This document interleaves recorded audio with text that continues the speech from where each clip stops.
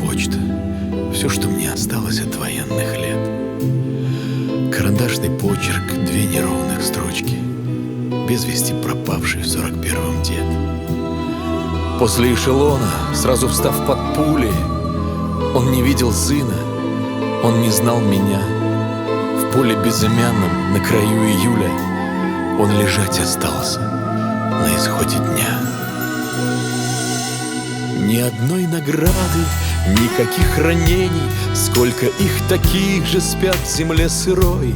Мне побыть бы с дедом несколько мгновений и к щеке прижаться, теплый и родной.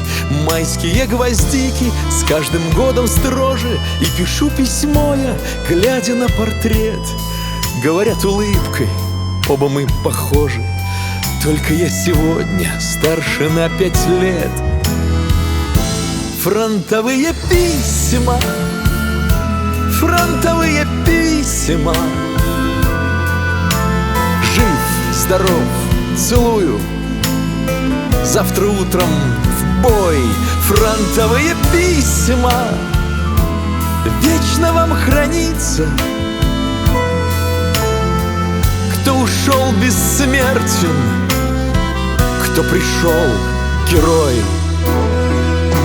Льется с фотографий выцветшее солнце. Мне о многом деду нужно рассказать.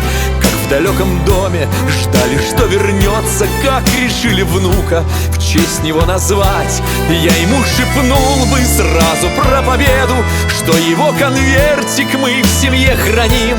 И пишу письмо я деду в 41-й, только вот не знаю, что мне делать с ним.